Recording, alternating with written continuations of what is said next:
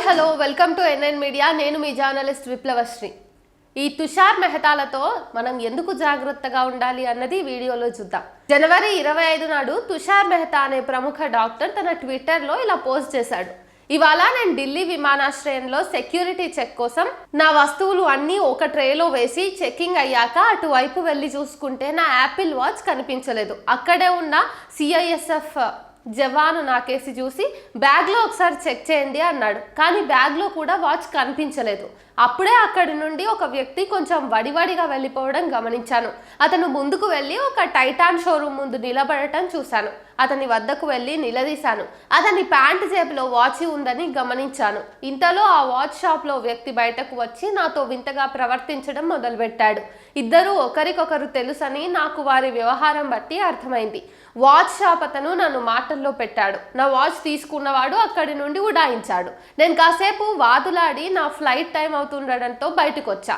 Gate వద్దకు వెళ్తుండగా ఆ వాచ్ షాప్ అతనితో ఒక సిఐఎస్ఎఫ్ జవాన్ వచ్చి అసలు ఎందుకు గొడవ పడ్డానో అడిగి ఆ షాప్ వాడికి సారీ చెప్పమన్నాడు. నేను నా ఫోన్ తీసి పేషెంట్ గా ఉన్న ఒక సీనియర్ సిఐఎస్ఎఫ్ అధికారి ఫోన్ చేసి విషయం వివరించి ఆ జవానుతో మాట్లాడించాను. ఫోన్లో అధికారితో మాట్లాడాక సరే ఇక మీరు వెళ్ళిపోండి అని ఆ జవాన్ అన్నాడు. గొడవ సమయంలో నాకు తెలిసింది ఏంటంటే వాచ్ షాప్ అతని పేరు షోయబ్, వాచ్ దొంగతనం చేసిన వ్యక్తి పేరు మహమ్మద్ సకీబ్. ప్రజలందరికీ ఈ విషయం తెలియాలని ఇట్లా పోస్ట్ పెడుతున్నాను అని చెప్పేసి ఈ పోస్ట్ పెట్టిండు.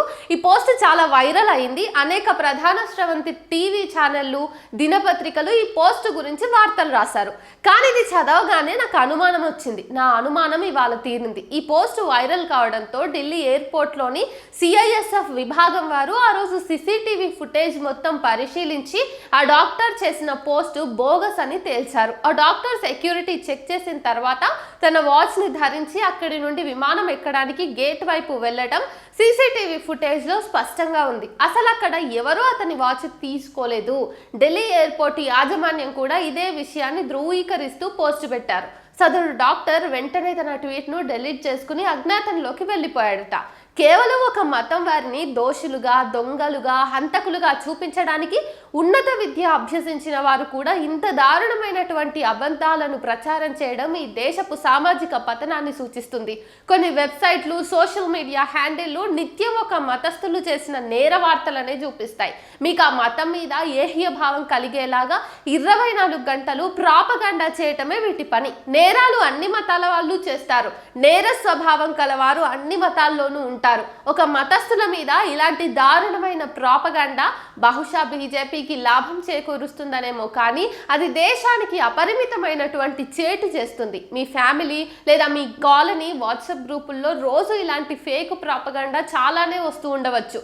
దాన్ని చూసి మౌనంగా ఉండకండి. అలా చేస్తే రేపు జరగబోయే దారుణాలకు మీరు ఆమోదముద్ర వేసినట్టే అవుతుంది. నిజమేంటో తెలుసుకోండి. వాట్సాప్ యూనివర్సిటీ దుష్ప్రచారాలను నమ్మకండి. తస్మాత్ జాగ్రత్త.